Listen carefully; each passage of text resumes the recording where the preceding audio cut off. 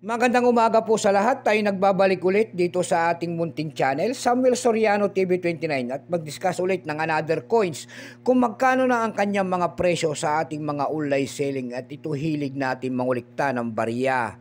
At isa naman tayong kolektor. Ayan po. Magpapasalamat lamang tayo sa lahat ng aking mga subscriber po. Ayan.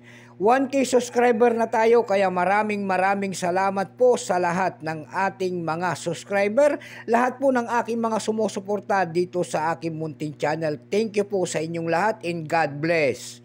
Mabuhay po kayong lahat. Maraming salamat din po sa sumusuporta doon sa aking FB page, Samuel Soriano. Lahat po ng nakapalo sa akin doon sa aking FB page ay thank you so much. Lalong-lalo na po yung mga nagsisend ng star sa atin dyan ay maraming salamat sa inyo din po. Ayan, thank you so much and God bless. Ayan, suportahan nyo sana ang ating FB page, Samuel Soriano.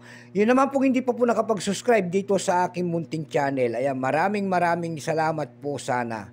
Kung mapipindot nyo sana ang ating subscribe button, like and share para ma-update ko kayo sa mga latest ko pang gagawin mga video po. Excuse me po. Meron naman tayong pag-usapang barya guys, at ito ay 10 pesos po. Ayan. Year 1988 po, 10 pesos po, People Power Revolution, commemorative coins. Ayan, year 1988. Ayan, titignan natin kung magkano na ang kanyang presyo sa ating mga online selling. Pero sa Lazada po ito, makakabili po kayo naka-blister pack nito ng 180 pesos.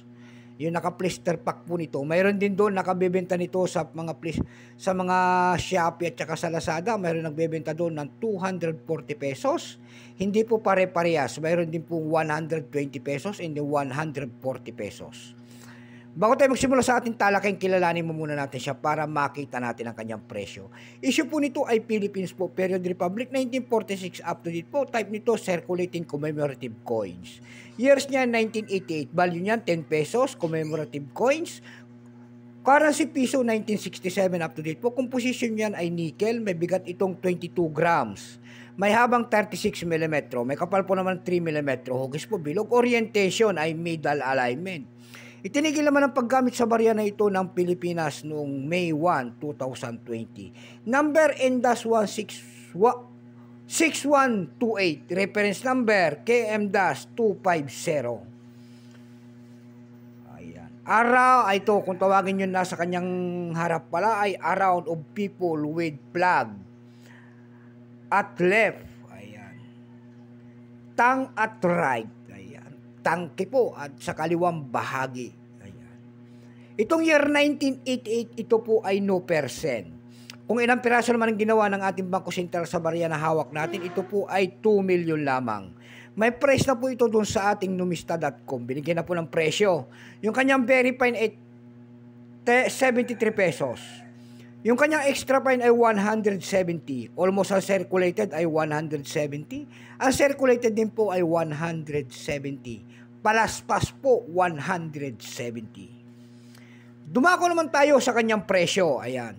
Doon sa ating ebay.com na platform, mayroon tayong nakita nagbebenta doon ng $10 nito.